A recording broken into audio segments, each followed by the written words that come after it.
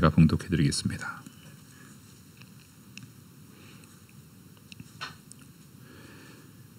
우리가 세상에서 특별히 너희에 대하여 하나님의 거룩함과 진실함으로 행하되 육체의 지혜로 하지 아니하고 하나님의 은혜로 행함은 우리 양심이 증언하는 바니 이것이 우리의 자랑이라.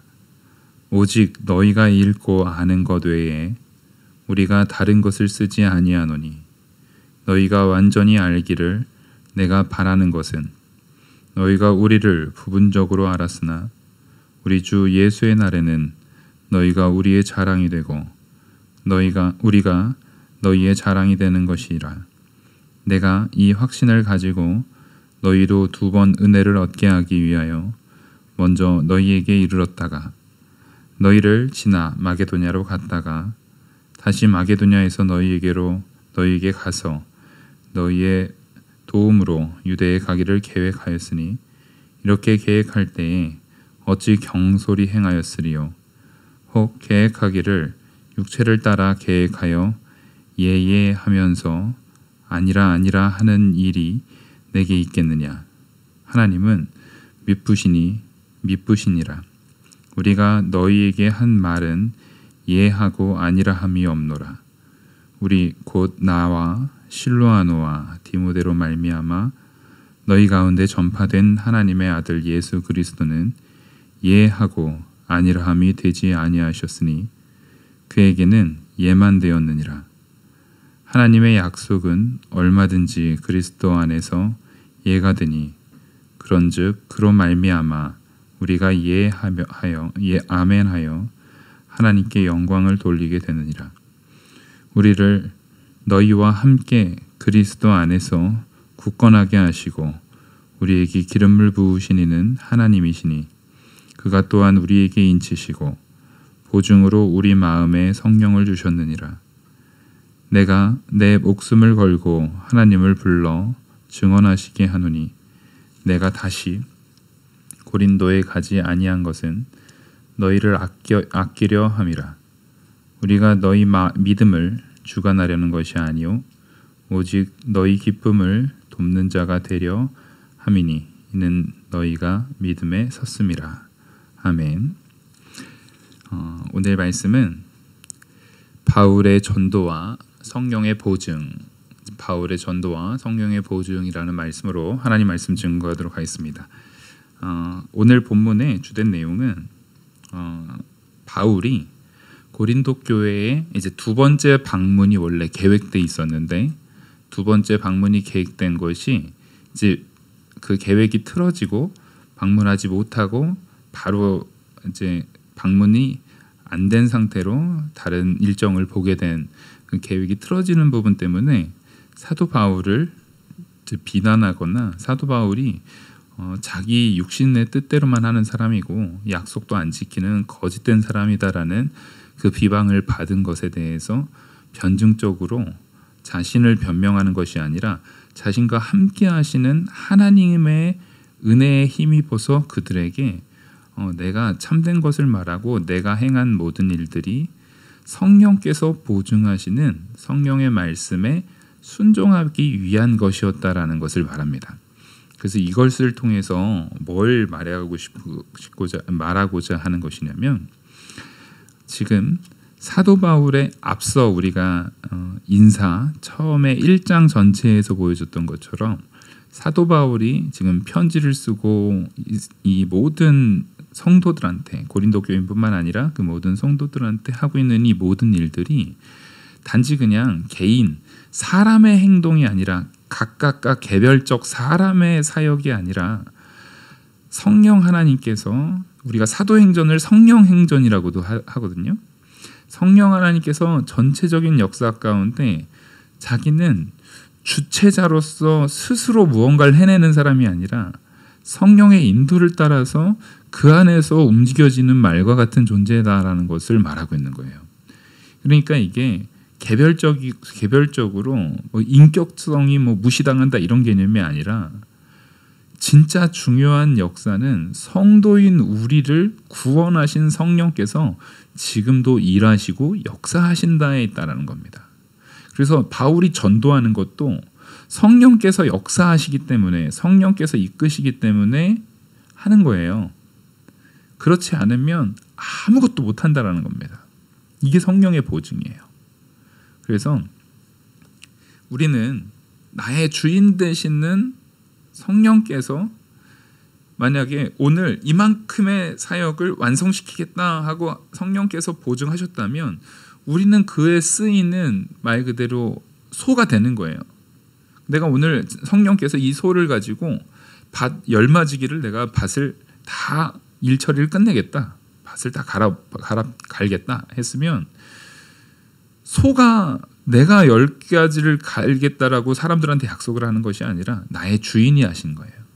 이 모든 것에 대한 보증을 성령께서 하신다는 겁니다.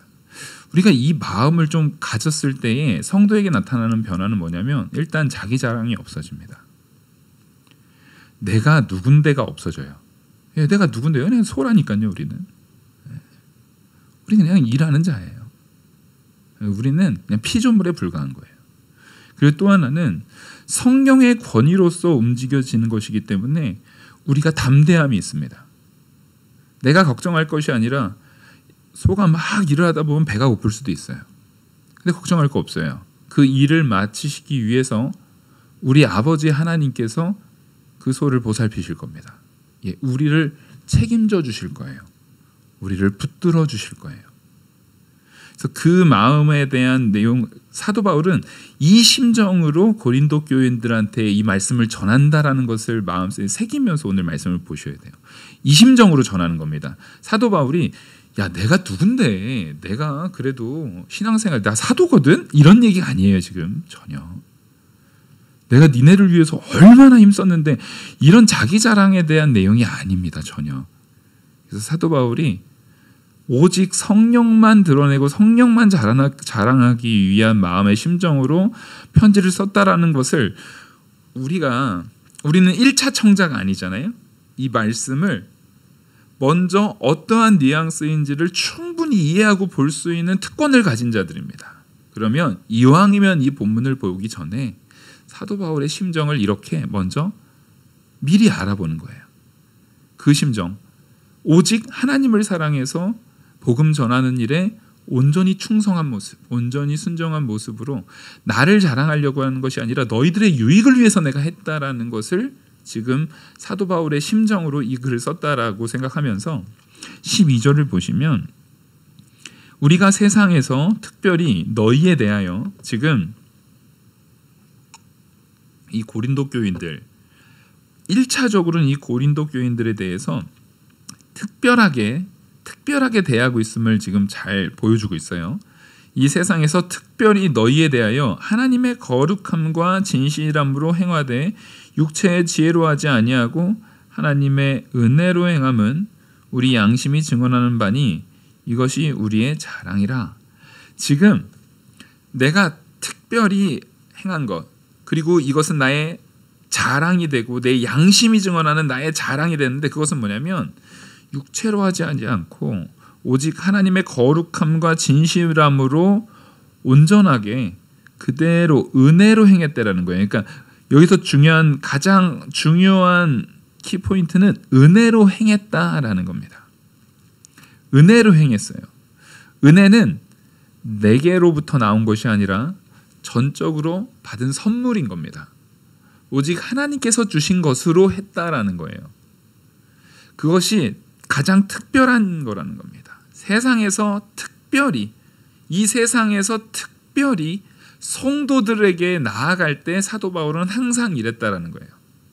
그러니까 성도들을 향해서 내가 전했을 때에 나는 내 육신의 생각이나 내 모든 것을 내 주관으로 한 것이 아니라 성령께서 이끄시는 대로 말씀 그대로를 온전히 전하려고 나는 그 주님의 뜻에 합당하게 순종했다라는 거예요.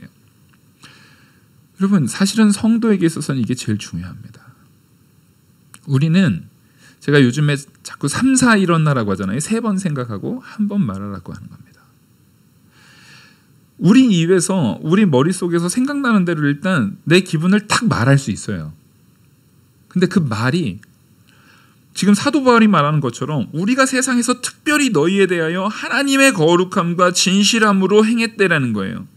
과연 그 말이 육체의 지혜, 내가 내 육신의 경험이나 지혜대로 야 그건 그렇게 하는 게 안 좋아, 그건 이렇게 하는 게 좋아, 그건 이렇게 하는 게 맞아, 그건 이렇게 했을 때 문제가 있어, 이렇게 말한 것이 정말로 하나님의 거룩함과 하나님의 진실함에 부합되는 것인지를 우리가 충분히 더 생각해 봐야 된다는 겁니다. 충분히 더 고민해 봐야 된다는 겁니다. 하나님의 은혜로 우리는 행해야 되는 거예요. 내 행동에 있어서 그 주권, 내 행동의 주권을 내가 갖는 것이 아니라 하나님의 은혜이기 때문에 하나님이 나에게 원하시는 것이 내 행동의 바로 제일 중요한 요소가 돼야 되는 거예요. 그럼 하나님께서는 사람에게 원하시는 게 뭡니까? 하나님 사랑과 이웃 사랑입니다. 가까운 사람일수록 그 사람에 대해서 이해하고 말을 하려고 고민을 하셔야 돼요. 일단 먼저 지적을 하려고 탁 말하는 것이 아니라 왜 그렇게 생각했을까? 왜 저런 고민이 나왔을까? 저 사람이 저런 사람이 아니고 저런 사람이 왜 저런 말들이 나왔을까? 왜 저런 행동들이 나왔을까에 대한 부분을 우리는 조금씩이라도 좀 고민을 해야 돼요. 서로에 대해서 당연히 나는 다 모든 것을 받을 존재라고 생각하는 것이 아니라 내가 고민하는 존재가 돼야 되는 겁니다. 지금 사도 바울이 말할 때에 이 모든 것들이 다 은혜 안에서 행해지는 것이고 우리는 양심이 증언하는 바 하나님께서 나를 이끄시는 그대로 내가 양심껏 하나님의 인도대로 했고 내 지혜나 육체대로 하지 않았다라는 것이 우리의 자랑이 돼야 된다는 거예요. 여러분, 우리의 자랑은 뭡니까? 그거 걔 내가 도와줬잖아. 그거 잘된 거 내가 옛날에 권면해줘가지고 잘된 거야. 이게 목회자가 빠지기 제일 쉬운 병이 이 병이에요. 왜냐하면 목회자는 입 바른 말만 하잖아요. 보통 말씀을 증거하니까 저는 바른 말만 합니다. 청년들이 상담을 해와도 성도들이 상담을 해도 바른 말만 해요. 그러면 둘 중에 하나예요. 바른 말을 했는데 그 사람이 순종을 안 해서 옳지 않게 행동했든, 바른 말을 했는데 순종했지만 그냥저냥 이렇게 되든, 또 바른 말을 했는데 그 순종을 그대로 해서 복을 받든. 어쨌든 저는 바른 말을 했어요. 안 했으면 그거 보라고. 내가 말씀대로 전했는데 그거 안 하니까 벌 받지 않냐고. 말하기 쉽죠. 바른 말을 했는데 그냥 아직 별 반응이 안 나타나요. 아직 하나님의 때가 안 왔을 수 있다. 왜? 말하기 쉬워요. 내가 바른 말을 했는데 잘 형통하게 됐어요. 그거 봐라. 내 말대로 하니까. 말씀대로라고 거기를 싹 포장했지만 거기에는 이 목사병이에요. 그 말을 내가 전했거든요. 내 입술을 통해서 들었잖아요. 내가 옳은 말을 하나님께서 나를 사용하셨잖아요. 여기서는 굉장히 겸손 같지만 교만이 섞여 있는 거예요. 하나님의 말씀을 분명히 하나님이 하셨지만 이재우라는 사람을 통해서 나갔잖아요. 그러니까 성도들은 당연히 저한테 살짝 감사하는 마음이 들 수 있어요. 잘 됐을 경우에. 안 됐을 경우에는 또 싹 빠져나올 수 있어요. 그거 봐라. 말씀대로 안 하니까 벌 받은 거다. 거기에는 은연중에 뭐가 생기게 됩니까? 목사님이 말씀해 주신 대로 내가 안 하니까 이런 문제가 생겼네. 그러니까 어느 방면에서든 목회자에 대한 존경도 있겠지만 두려움이나 경외심이 생길 수밖에 없게 돼요. 근데 사도 바울은 그 부분을 싹 배제시켜 버리는 거예요. 그 부분을 싹 뽑아버리는 거예요. 내가 진짜 자랑스러운 거, 내 양심에 증언하는 바 완전 자랑스러운 게 뭐냐면 나는 하나님의 은혜대로만 행한다는 거예요. 은혜대로 행한다라고 했을 때는 내게 책임도 없지만 내게 권한도 사실상 그렇게 크지 않아. 없어요, 사실은. 자랑할 게 하나도 없어요. 책임에 대한 부분도 물론 목회자는 그러면은 권면하고 설교하고 하는데 나머지 책임이 하나도 없어요? 아니죠. 그 책임이 없다는 얘기가 정말 참된 목회자면은요, 내가 권면하고 하는 부분이 있어서 말씀을 증거하고 모든 부분이 있어서도 저는 양심껏 했다 할지라도 그 성도가 뭐가 안 돼서 괴롭고 힘들고 어려우면 정말 죽을 맛입니다. 괴로움이 이루 말할 수가 없어요. 정말 힘듭니다. 애써 괜찮으려고 나 괜찮아, 난 할 만큼 했어 머릿속으로 막 되뇌어도요, 사실 그게 안 돼요. 잘. 그럼에도 불구하고 하나님께서 그 모든 것에 대해서 저한테 어떤 부분에서 이게 괜찮고 양심에 그런 꺼리낌이 없게 하나님께서 이끄시냐면, 만약에 그 모든 것을 목회자 책임으로 돌린다고 하면은 감당할 수 있는 목사 있어요, 없어요? 감당할 수 있는 사람 아무도 없어요. 그래서 하나님께서 그거를 직접 물으시지 않는다는 거에 감사를 드리는 거예요. 하지만 그 모든 하나님께서 주신 그 권위 안에서 하나님께서 주신 그 참된 복음을 전하는 자의 권한과 권위가 있거든요. 그 권위 안에서 안타까움이 있어요. 근데 그 안타까움에 대한 부분도 하나님이 위로해 주시니까 사실 견뎌내는 거예요. 근데 이 모든 일에 있어서도 우리가 1차적으로 가져가야 되는 것은 내 자랑이 없어야 돼요. 지금 사도 바울이 그걸 얘기하는 겁니다. 내가 자랑할 수 있는 것은 내 자랑이 없는 거예요. 하나님이 했기 때문에 나는 자랑할 게 없는 거예요. 모든 것이 하나님의 은혜대로 된 것이기 때문에 나는 내세울 게 없는 거예요. 그래서 말씀을 가지고 증거했을 때 절대 우리 말씀을 선포한 선포자의 병에 빠지시면 안 됩니다. 커버라고. 일단 지적하기 좋아하는 사람들이 있어요. 그 지적을 하고 그 내 말대로 안 하니까 그거 문제가 생기지 않냐. 그거 그 사람도 몰라서 한 거 아니에요. 여러분, 몰라서 죄 짓습니까? 지금까지 습관이 왜 습관이에요? 몰라서 죄 짓고 몰라서 그 죄에 또 넘어지고, 우리가 보통 언제나 매일 새롭게 새로운 죄를 아주 신선하게 매 순간마다 새로운 죄를 계속 갱신하면서 죄를 짓습니까? 아니, 그런 사람은 그 정신병자 아니면 없을 거예요. 우리가 짓는 죄는요, 항상 넘어지는 그 자리에서 또 넘어져요. 내가 약한 그 부분에서 또 넘어져요. 내가 오른쪽 다리가 불편한 사람은요, 오른쪽 다리를 디딜 때 항상 조심스러운 거예요.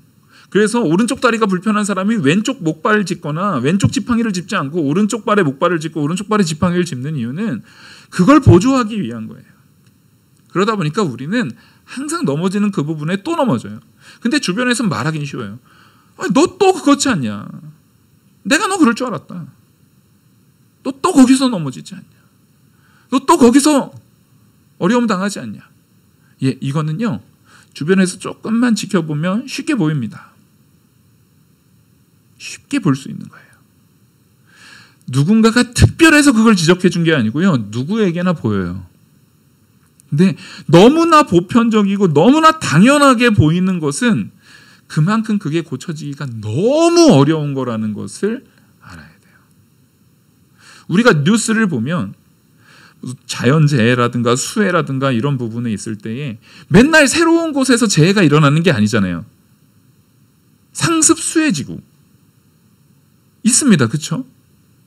근데 그 상습 수해지구는 벌써 한 30년, 40년째 상습 수해지구예요. 상습 우범 지역.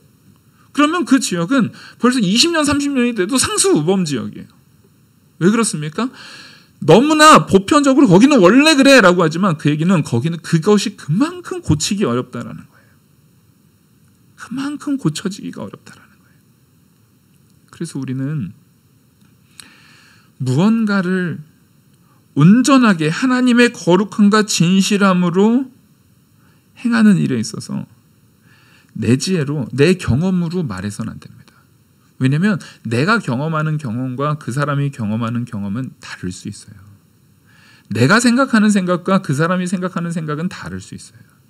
그래서 혹 내 경험에 의해서 뭔가를 툭 내뱉었다고 한다면 빨리 사과해야 되는 겁니다. 사과에 인색하지 마세요. 잘못을 빨리 인정할 줄 알아야 되는 거예요. 잘못을 빨리 인정하는 것만큼 성도에게 값진 복은 없어요. 그러면 사람들은 그래요. 잘못할 짓을 왜 했냐? 사과할 짓을 왜 했냐? 그럼 이렇게 물으세요. 너는 사과라도 했니? 너는 잘못 안 하고 살아서 그러니? 그러면 싸워요. 그렇게 얘기하지 마시고 그 자리에서 한 번 더 죄송합니다. 한 번 더 미안합니다. 사과가 왜 중요한 거냐면요. 나라는 사람이 넘어지는 그 위치가 있다니까요. 아마 언제 다른 무언가가 나타날 때 그 자리에서 또 넘어질 거예요. 그러면 주변에서 또 쉽게 말할 거예요. 봐라, 또 그것 때문에 그러지 않냐. 맨날 내가 그거 고치라고 얼마나 말했냐고. 예, 그 사람은 고치는데 무슨 도움을 줬죠? 옆에서 말만 했어요. 고치라고, 고치라고, 고치라고, 그것 좀 고치라고. 자, 여기에 얼마나 도움이 되세요? 도움이 많이 됩니까? 그래서 목사 설교는 듣기가 싫은 거예요. 제가 맨날 말씀에서 증거되는 것은 옳지 않은 것을 바로잡는 말씀을 하잖아요. 그래서 목사 설교가 듣기가 싫어요, 사실은. 저도 말씀을 증거하는 일에 있어서 사명을 가지고 하지 않으면요 쉽지 않아요. 이 말씀을 저에게 먼저 한다라는 전제하에. 그럼에도 불구하고 우리는 그 말들이 중요함을 알아야 됩니다. 더욱이 누구의 말씀이면요? 하나님의 말씀이면요. 그러면 사람의 육체대로, 육체의 지혜대로 하는 것과 성령의 인도의 가장 극명한 차이는 뭐냐면 육체의 지혜대로도 온전한 말, 옳은 말을 해줄 수 있어요. 근데 성령의 인도로도 옳은 말이 들어와요. 육체의 지혜대로 하는 것은 또 봐라, 그거 문제되는 거 아니냐, 왜 그렇게 했냐고. 근데 그 사람은 그 말만 하지 그걸 통해서 온전한 변화나 도움을 주지 않아요. 오히려 그 말을 하는 것보다는 저 사람을 향해 진짜 사랑함이 있다면 내게도 함께 하시는 성령에게, 내게도 함께 하시는 우리 주 예수 그리스도에게 그 사람을 위해서 충분히 기도하시는 게 훨씬 큰 도움이 됩니다. 훨씬 더 큰 도움이 됩니다. 근데 이것이 그렇게 성령의 인도로 나에게 도움이 오면, 성령의 인도가 나를 육체의 지혜대로가 아니라 하나님의 은혜로 나에게 성령의 인도가 오게 되면 가장 결정적인 변화는 뭐냐면 내가 내 능력으로 행하지 않았던 것처럼 여전히 내 능력이 아닌 성령의 인도로 우리가 구원받은 것처럼 우리의 삶의 태도의 변화도 성령께서 도와주신다는 거예요. 거기에는 반드시 필요한 요소가 있죠. 모든 것을 하나님이 주관하신다는 것을 범사의 그를 인정해야 돼요. 그리고 내가 죄인임을 인정해야 돼요. 나의 연약함이 있음을 인정해야 돼요. 누군가의 티가 보이면은요, 누군가의 잘못이 딱 보이면은요, 일단 그 순간에 나는 더 큰 죄인이다라는 것을 생각하고 그 말을 하지 않으려고 애를 쓰셔야 됩니다. 내 눈에는 들보가 있음을 항상 기억하고 있어야 돼요. 사도 바울이 지금 자랑스럽게 말하는 게 이런 거예요. 육체의 지혜대로, 내 경험대로 하지 않는다는 거예요. 라떼는 말이야, 나 때는 말이야 이렇게 했었는데, 나 때는 이랬었는데, 옛날에는 이랬었는데, 그게 지금 무슨 도움이 돼요? 옛날에는 내가 이렇게 했었는데, 근데 지금 안 하고 있으면 그거 더 창피한 일이에요. 우리는 성령께서 은혜로 주셨다라는 것을 우리의 자랑으로 온전히 붙드시기 바랍니다. 그 자랑을 가지고 있으면요, 13절, 오직 너희가 읽고 아는 것 외에 우리는 다른 것을 쓰지 아니하노니 너희가 완전히 알기를 내가 바라는 것은 너희가 우리를 부분적으로 알았으나 우리 주 예수의 날에는 너희가 우리의 자랑이 되고 우리가 너희의 자랑이 되는 것이라. 지금 보십시오. 그 사람들은 분명히 부분적으로 알 수 있어요. 나를 포함하는 거예요. 이거는 사도 바울이 내가 너희들한테 말해봤자 니네 제대로 못 알아듣지, 니네 부분적으로 알았지, 이게 아니라 사도 바울도 여기에 포함되는 겁니다.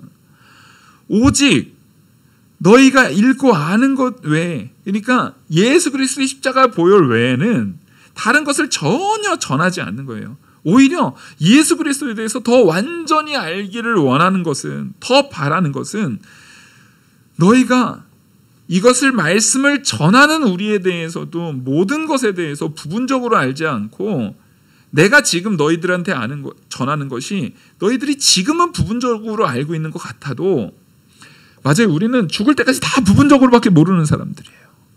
말씀을 맡은 목회자도 마찬가지예요. 목회자라고 특별히 다르지 않습니다. 여러분보다 좀 더 준비한 만큼, 좀 더 신학으로 공부한 만큼, 좀 더 배운 만큼 그 정도만 더 하는 거예요. 그것도 이미 말씀 전하고 풀어내고 나면 내내 똑같아지는 거예요. 근데 여기에서도 아까 말했던 것처럼 하나님의 은혜로 행함이 나오는 거예요. 하나님의 은혜로 되어짐이 나오는 거예요. 결국 이 모든 것이 완성되고 완전하여지는 것은요, 예수 그리스도의 날, 우리 주 예수의 날에는 너희가 우리의 자랑이 되고, 이 사람들이 지금 분명히 잘 모르고 있는, 아직 완전히 모르고 있는 사람인데도 예수님이 오시는 그 재림하신 그때는 부족했던 것이 예수님으로 인해서 완벽하게 채워지는 거예요. 그래서 우리 자랑이 됩니다. 또한 우리가 너희의 자랑이 된다라는 거예요. 전하는 자도 연약함이 있죠. 전하는 자에 부족함이 있어요. 근데 그것으로 우리가 걱정할 것이 없다니까요. 듣는 이의 연약함이 있어요. 근데 그것으로 걱정할 것이 없어요. 전하는 자나 듣는 자를 모두 다 누가 온전하게 하실 겁니까? 그리스도께서 온전히 하실 거예요. 그래서 우리는요, 부족 하나만 전도하면 되는 거예요. 우리가 전할 때 누군가를 완벽하게 이해시키고자 하는 내용으로 전하는 게 아니잖아요. 제가 여러분들한테 오늘 요 본문을 적어도 제가 알고 있는 만큼, 오늘 딱 요 본문 몇 절, 지금 12절부터 24절이면 한 12절 정도 되는 거를 제가 알고 있는 이 본문에 담겨있는 신학적 모든 주제들을 다 하려고 하면은 적어도 지금 한 10시간 이상 걸릴 겁니다.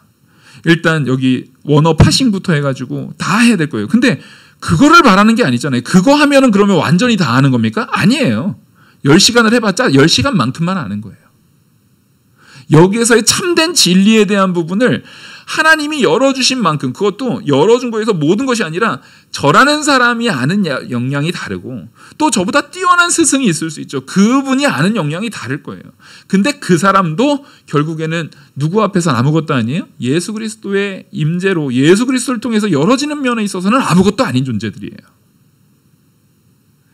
결국 우리는 전하는 자나 듣는 자나 모두 다 하나님께서 열어주시는 만큼 아는 거예요. 하나님이 열어주셔야 돼요. 은혜의 선물로 받아야만 되는 거예요. 그래서 우리는 자랑할 게 없고 또한 걱정할 것도 없어요. 하지만 그렇다고 무책임하면 안 돼요. 이렇게 말하면 꼭 무책임한 성도가 돼도 되는 것처럼 착각해요. 아닙니다.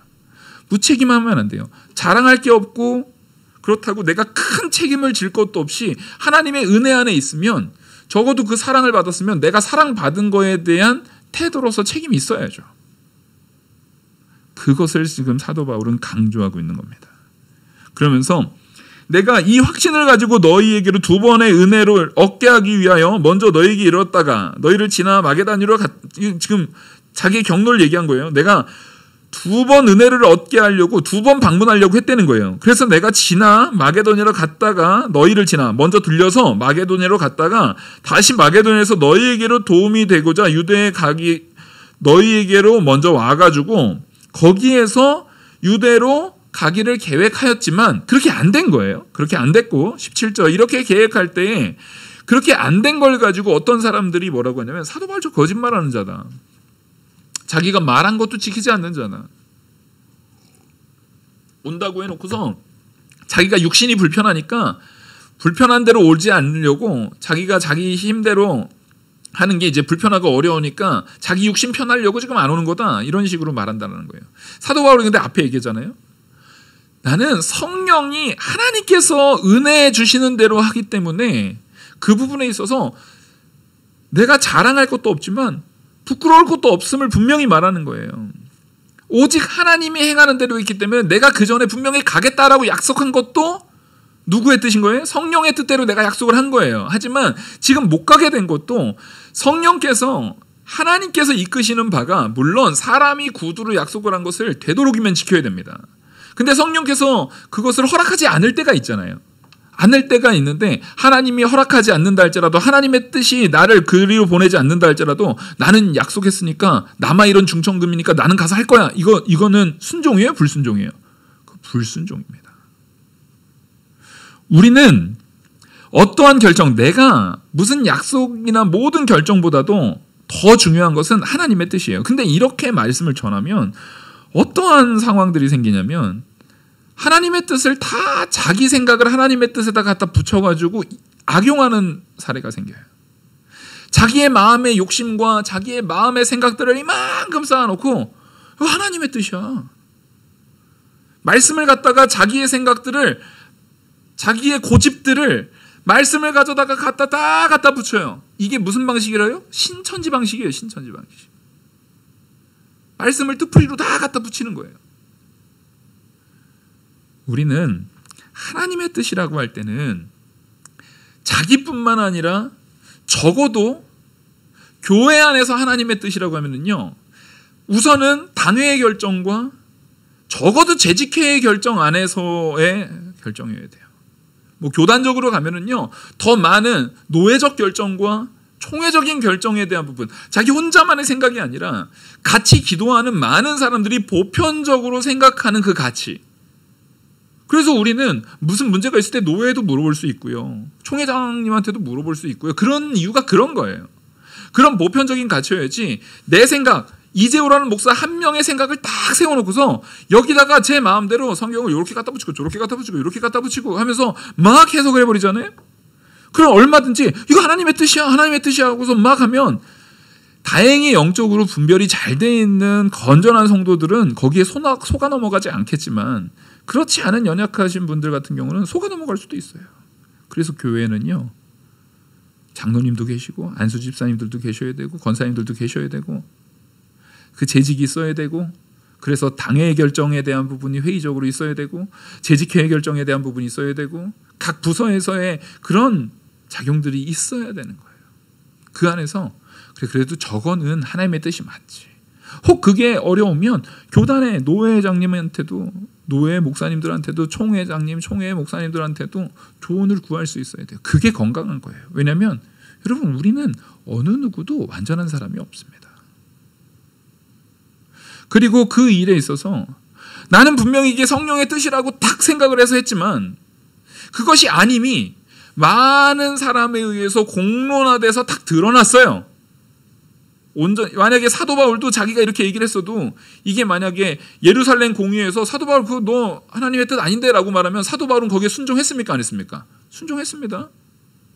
사도 바울이 이방인들하고 이제 이방에서 유대인들하고 이방인의 사도로서 사역을 하다 보니까 유대인들한테서 막 공격을 당할 때 쟤는 유대인의 모든 행동들, 유대인의 모든 풍습들을 다 배척하고 그것을 더러운 것으로 여기고 그것을 버릴 것으로 여긴다라고 했을 때 그 예루살렘 공회에서 사도 바울 너 그렇게 생각하느냐? 그랬더니 아니 나 그렇게 생각하지 않습니다라고 하니까 그러면 저 유대인의 그 절기에 행해야 될 모든 절차들을 같이 가서 행해라 라고 했을 때 사도 바울이 순종했어요? 안 했어요? 순종했습니다. 예, 그런 게 있어야 되는 거예요.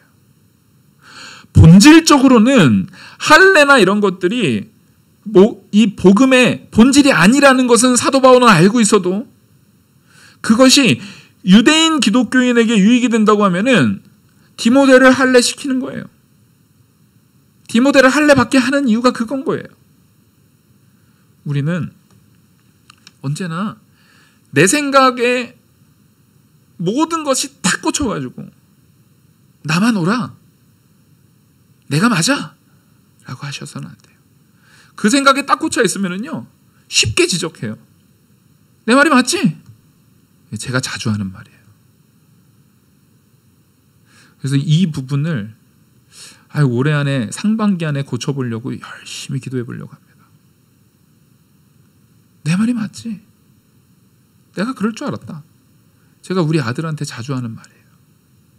참 저희 아들이 핸드폰에다가 잘난 척 많이 하는 아빠라고 적어놨더라고요. 제가 한 3일 전에 발견했어요. 상처가 됐다가 오늘 아침부터는 회개의 제목이 됐어요. 제 말투와 말버릇이 제 아들의 눈에는 잘난 척 많이 하는 아빠로 비춰진 거예요. 그래서 아들을 이렇게 쳐다보고 있는데 처음에는 기분 나빴거든요. 근데 오늘 아침에는 새벽 예배 끝나고 가서 이렇게 침대에서 자고 있는 아들 얼굴을 쳐다보면서 고맙다는 생각을 했어요. 근데 아직은 말은 안 했어요. 교만해질까 봐.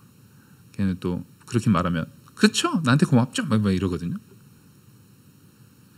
우리가 사실 그런 게 자기는 아닌 것 같아도 다 드러나는 거예요.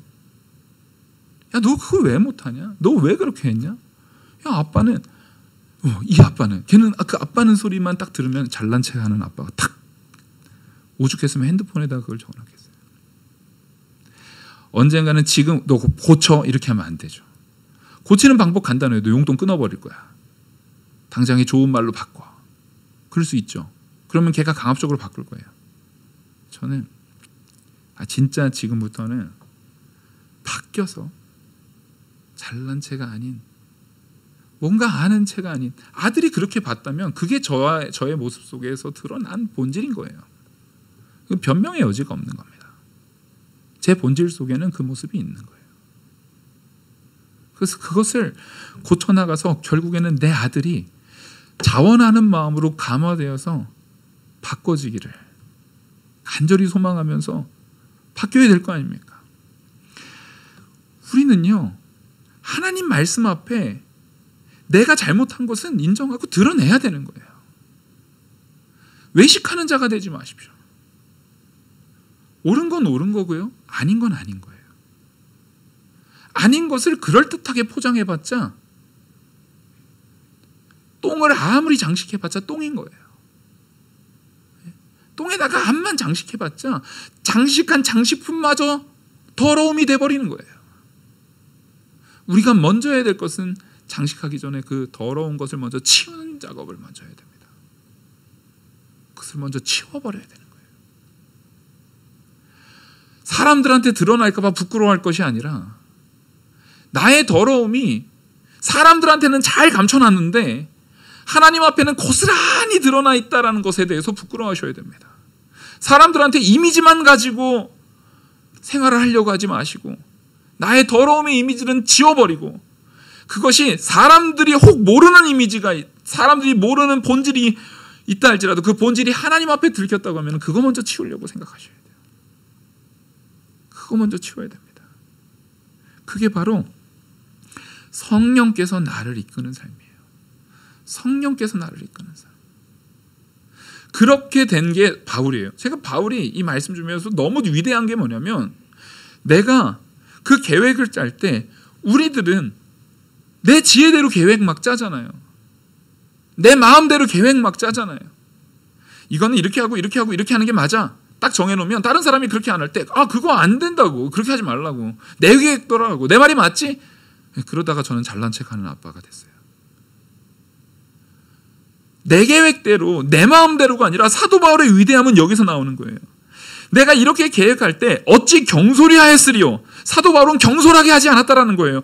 하나님의 뜻 앞에서 이 계획을 할 때 온전히 기도하고 충실히 성령의 인도를 따라서 했다라는 겁니다. 우린 오늘 이거를 배웠으면 좋겠어요. 사도 바울의 이 위대함을 배웠으면 좋겠어요. 제가 만약에 이 위대함대로 했다면 지금까지의 제 목회는 훨씬 더 달라졌을 겁니다. 가정에서의 제 남편으로서의 역할이나 아버지로서의 역할이나 교회에서 목회자로서의 역할이나 모든 면에서 엄청난 변화가 있었을 텐데 그렇게 하지 못한 게 안타깝고 참 하나님 앞에 부끄럽고 회개스러운 겁니다. 사도 바울은 경솔히 하지 않았다는 거예요. 혹 계획하기를 육체에 따라 계획하여 예예하면서 아니라 하는 일이 내게 있겠느냐? 이게 굉장히 중요한 거예요. 여기서 예예나 아니라는 것은 하나님의 뜻에서 예와 아니라잖아요. 그래서 예가 예 할게요. 아니 안 할 건데요. 이런 말이 아닙니다. 여기서 예와 아니라는 정확하게 순종과 불순종을 얘기하는 거예요. 얘는 순종이고 아니라는 불순종을 얘기하는 거예요. 왜냐면은요, 사람이 제가 무슨 말을 할 때는 얘도 할 수 있지만 아니라도 할 수 있는 거잖아요. 사람이 뭔가 시켰을 때는. 우리 예찬이 목사님 지금 목마르니 가서 물 좀 떠와요. 근데 예배 시간에 지금 그 물 떠오면 돼요, 안 돼요? 그러면 목사님 아닌데 안 돼요. 이렇게 얘기를 해줘야 되잖아요. 맞아요. 저는 제가 말하는 것은 얼마든지 아니라가 될 수 있어요. 근데 여기에서 말하는 예와 아니라는 하나님의 뜻. 하나님의 뜻 앞에서는 아니라가 있을 수 있습니까? 없습니까? 있을 수 없죠. 하나님의 말씀은 온전한 진리이기 때문에 예밖에 없습니다. 그래서 예수 그리스도께서는요, 자기가 십자가에 못 박혀 죽어야 되는 그 이벤트에서도 오직 예만 했을 뿐이에요. 왜요? 하나님의 말씀이었으니까. 그래서 여기서 예라는 것은 하나님의 뜻 앞에서는 따라하겠습니다. 순종밖에 없다. 뭐밖에 없어요? 순종밖에 없는 거예요. 사도 바울은 내가 육체대로 했다, 육체에 따라 계획하여 예하면서 아니라 하는 일이 내게 있겠느냐? 나 그런 적 없다.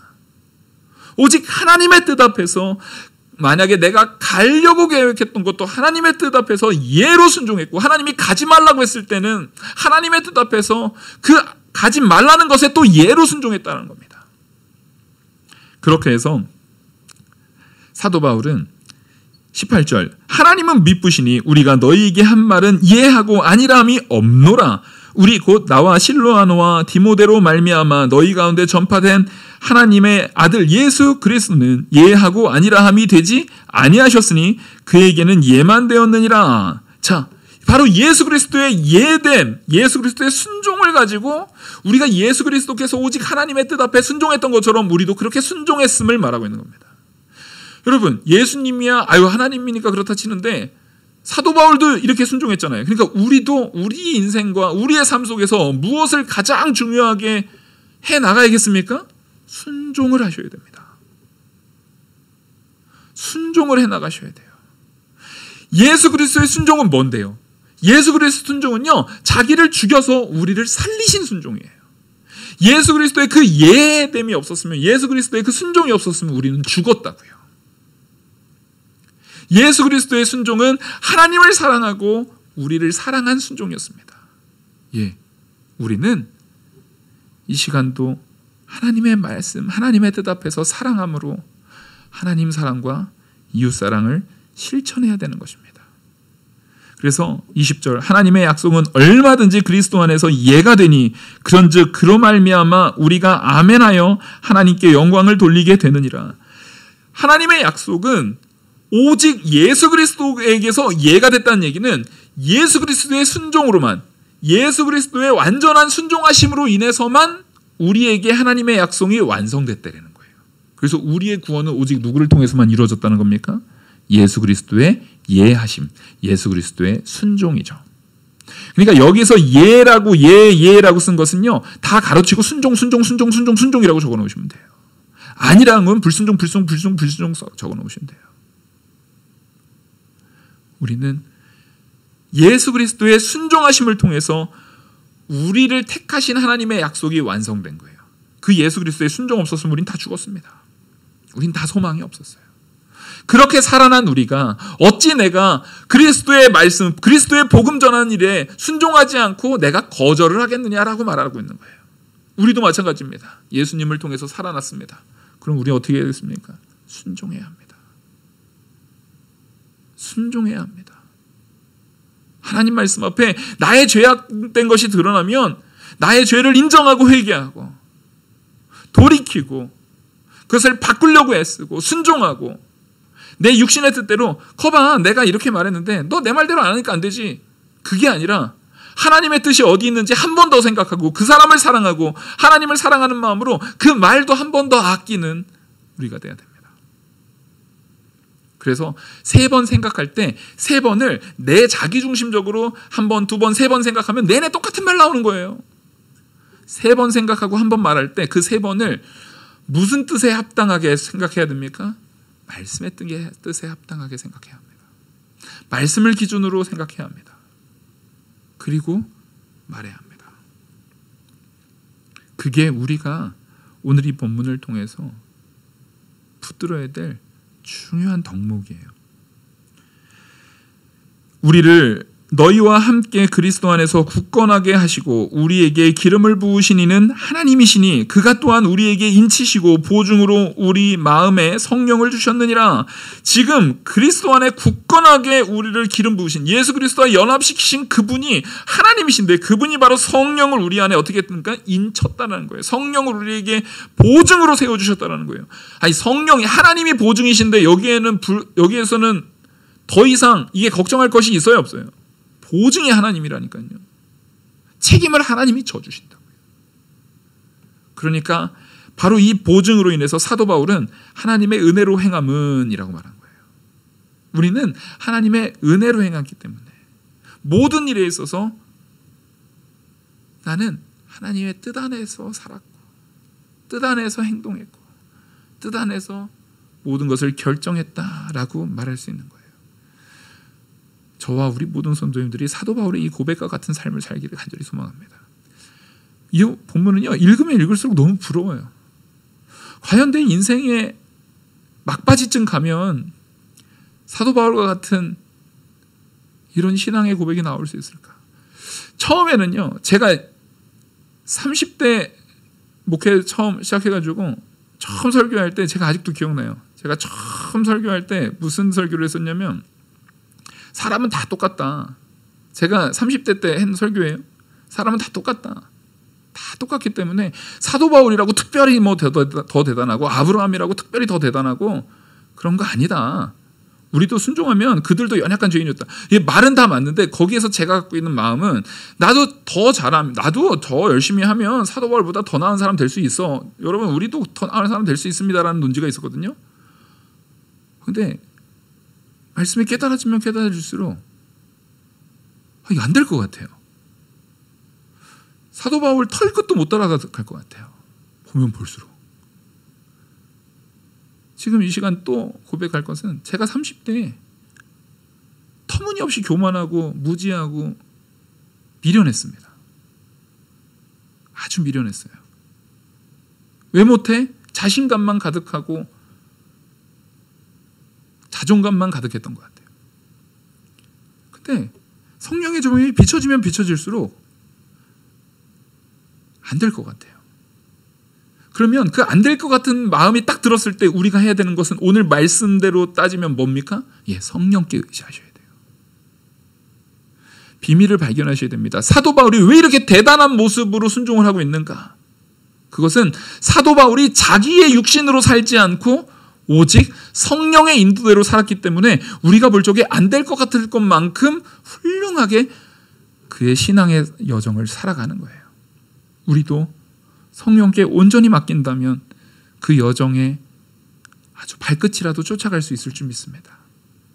성령의 인도대로 살아가십시오. 그래서 마지막 23절 24절 내가 내 목숨을 걸고 하나님을 불러 증언하시게 하노니 내가 다시 고린도에 가지 아니한 것은 너희를 아끼려 함이라. 우리가 너희 믿음을 주관하려는 것이 아니오 오직 너희 기쁨을 돕는 자가 되려 함이니 이는 너희가 믿음에 섰음이라.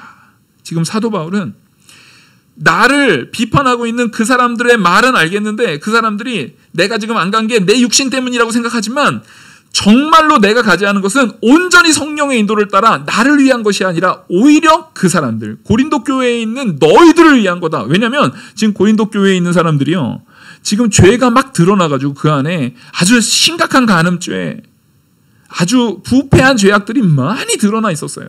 사도 바울이 딱 가면 그 앞에서 말씀의 잣대로 옳고 그름에 대한 부분을 분별해서 말하면 그들 중에 상할 사람들이 많이 있으니까 하나님께서 오히려 그들을 보호하시려고 그들에게 말씀 안에서 이 편지를 받고 변화될 수 있는 그 시간을 주시려고 오히려 그들을 사랑해서 행하셨다는 것을 사도 바울이 드러내고 있어요. 그러니까 사도 바울의 이 모든 행동 하나하나는 성령의 인도대로 하다 보니까 자연스럽게 성령의 인도대로 하면은 그 안에서 뭐가 나오는 거예요? 사랑이 나오더라는 거예요.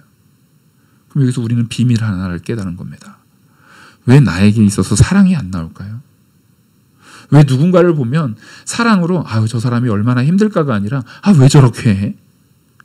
저 사람이 얼마나 고생스러울까가 아니라 왜 저 따위로 해? 왜 이런 마음이 들까요? 사랑이 왜 없을까요? 그 이유는 내가 성령의 인도대로 살고 있지 않기 때문에 그렇습니다. 우리도 사도 바울과 같이 성령의 인도대로 살아서 성령의 보증하심을 입고 성령이 이끄시는 대로 살아서 사랑이 넘치는 우리 성도 다 되기를 간절히 축원합니다. 기도하시겠습니다.